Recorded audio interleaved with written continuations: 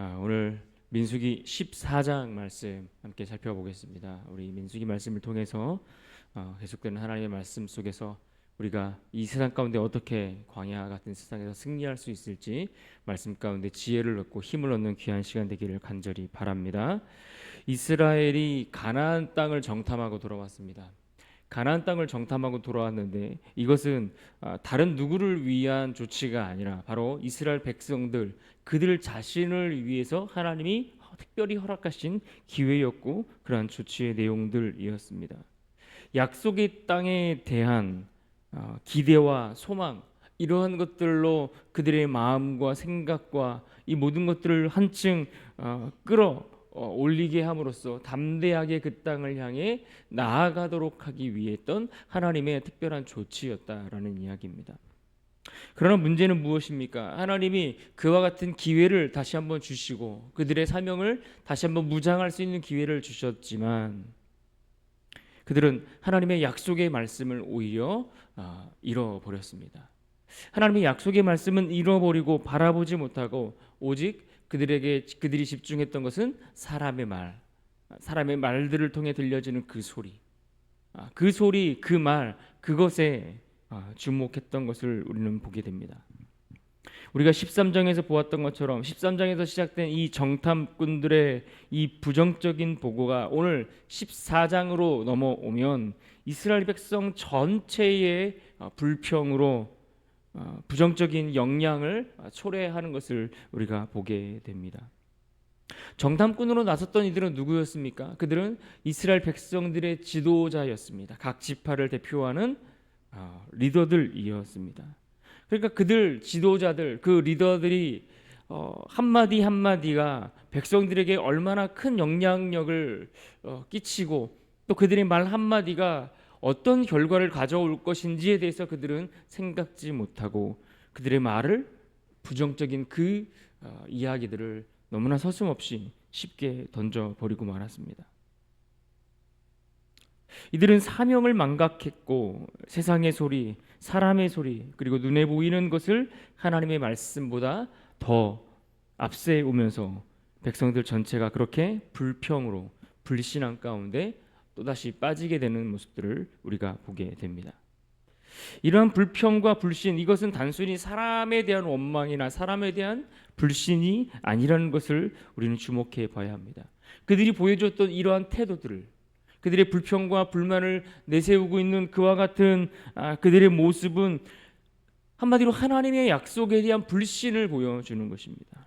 하나님이 주신 그 약속을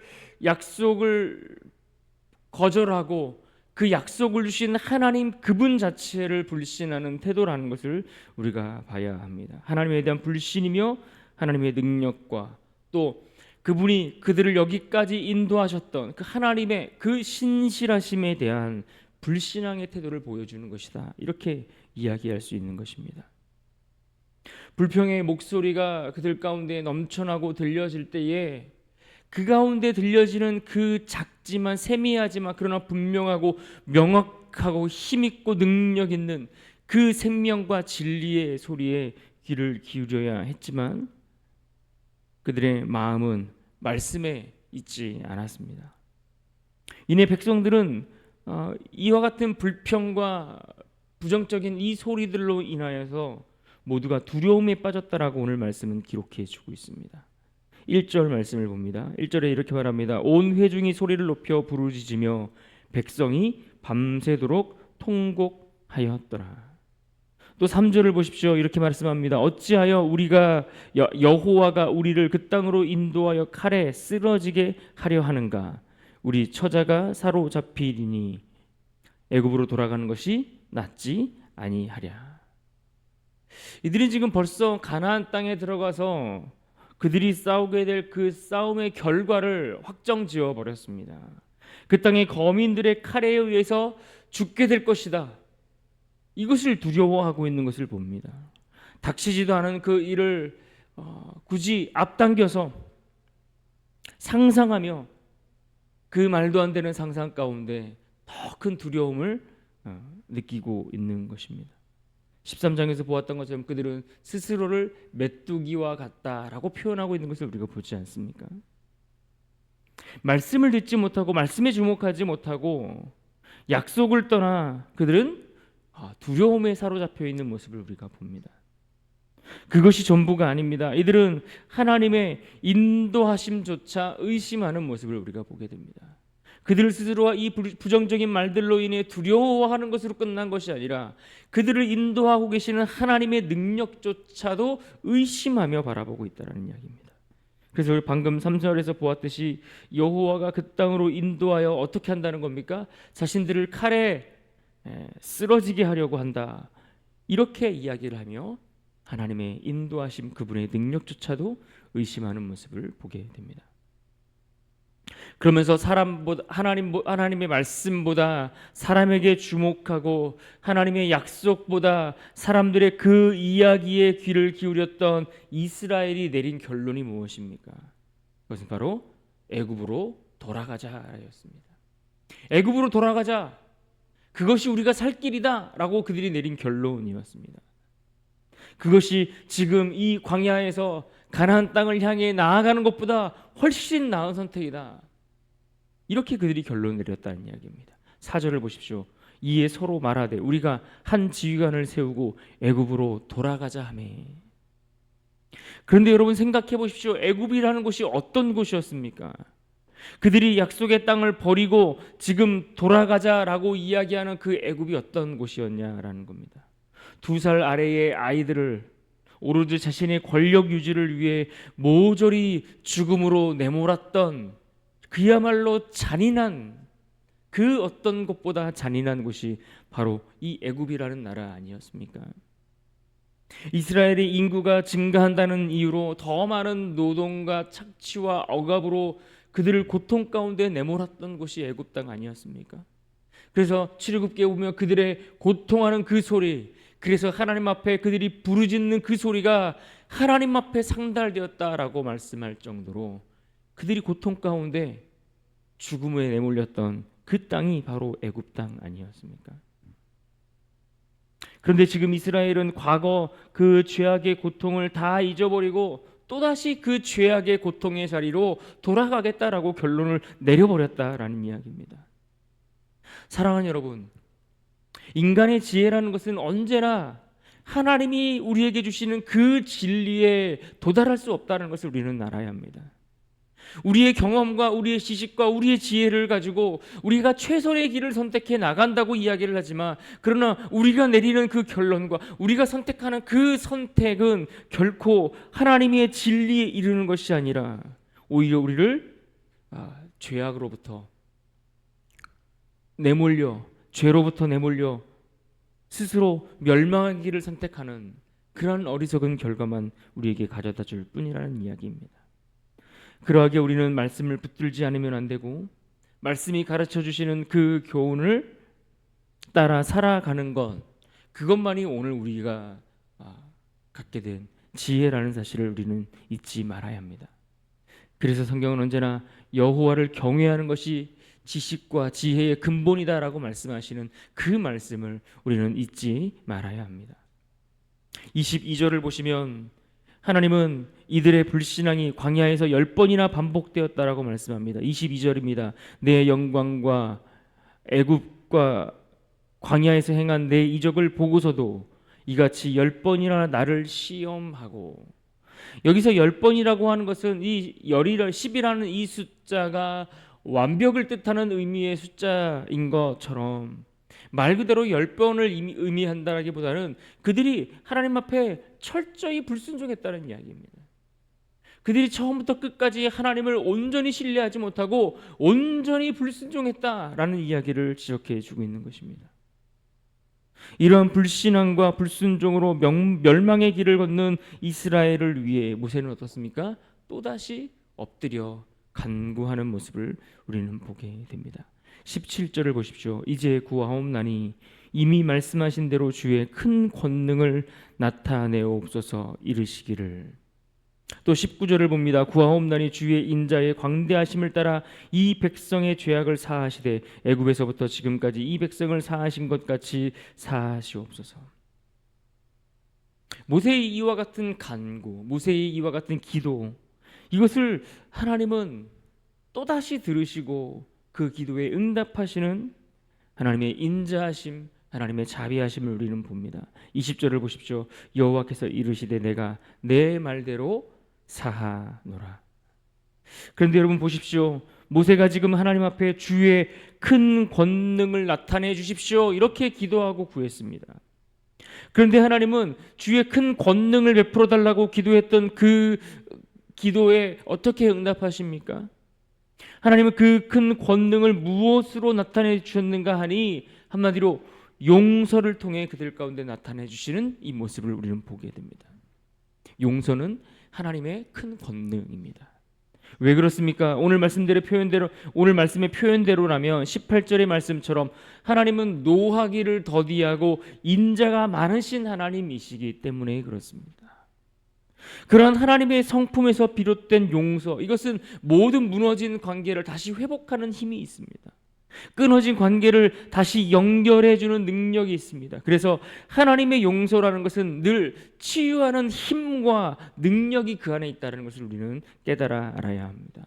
그렇게 하나님의 큰 권능과 용서를 통해 하나님은 그들 가운데 또다시 그들을 품어주시는 것을 보게 됩니다.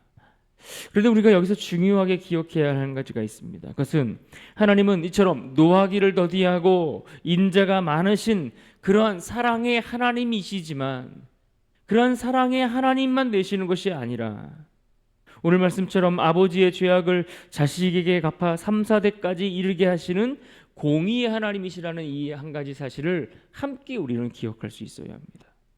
본문 18절을 보십시오.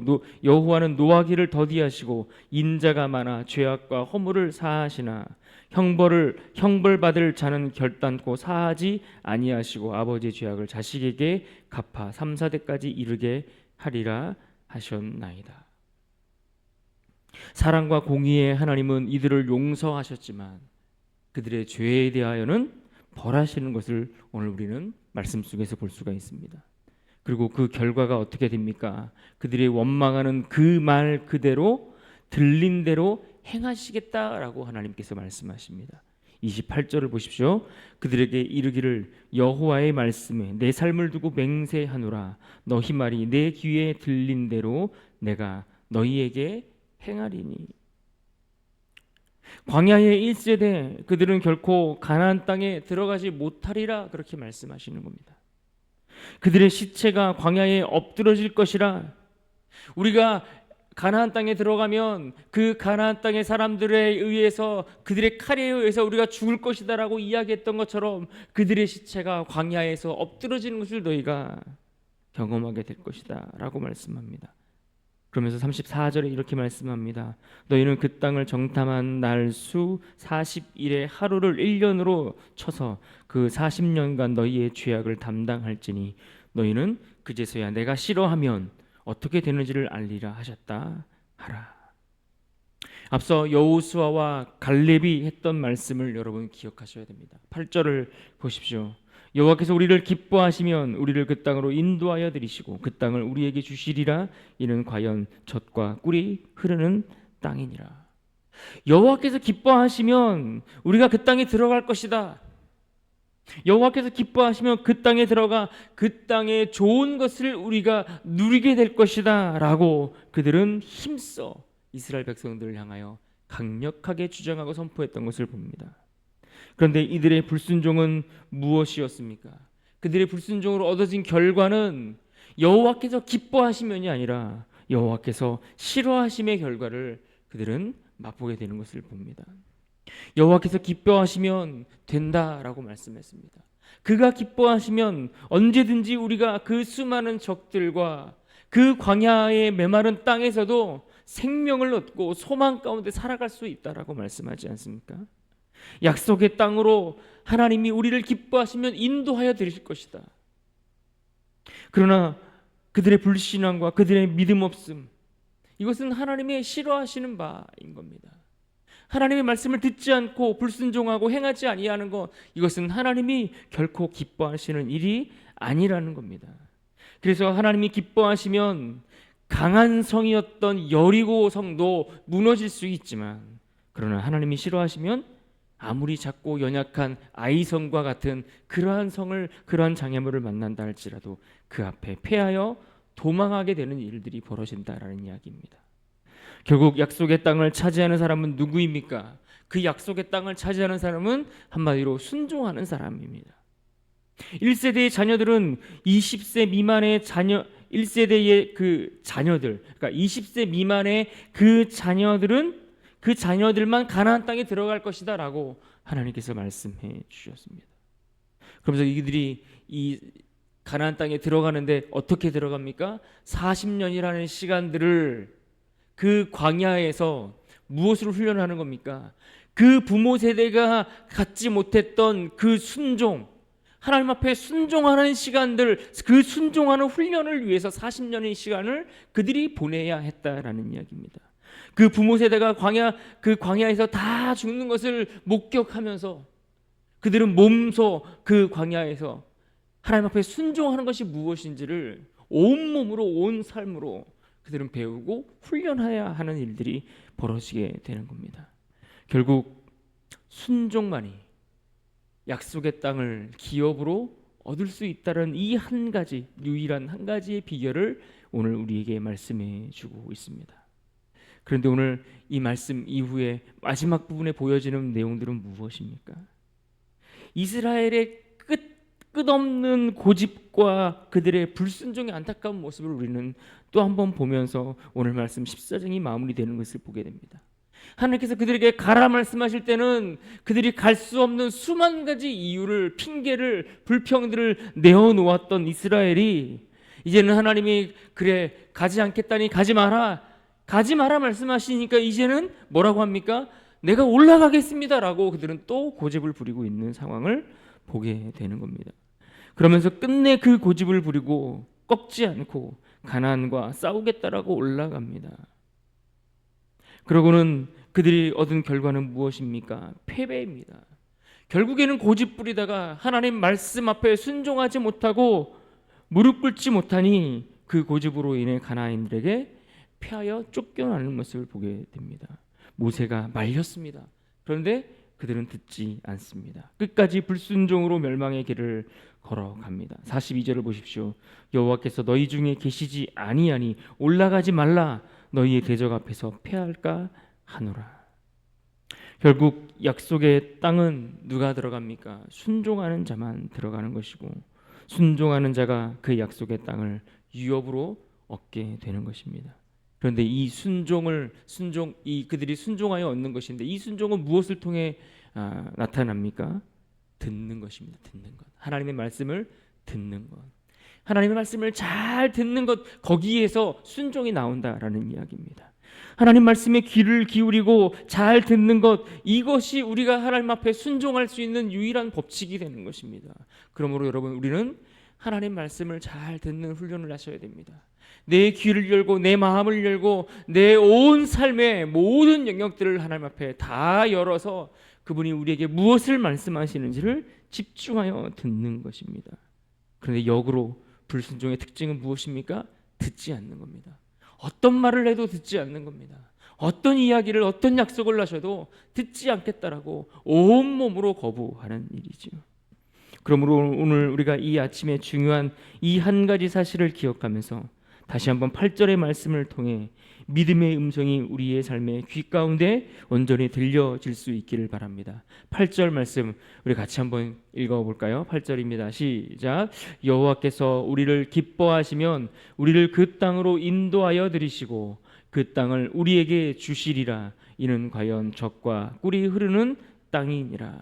우리가 이 하루를 살아갈 때에도 하나님과 함께하며 하나님과 동행하며 하나님의 그 음성에 잘 귀를 기울이고 순종함으로 승리하는 그런 복된 하루가 될 수 있기를 간절히 바랍니다.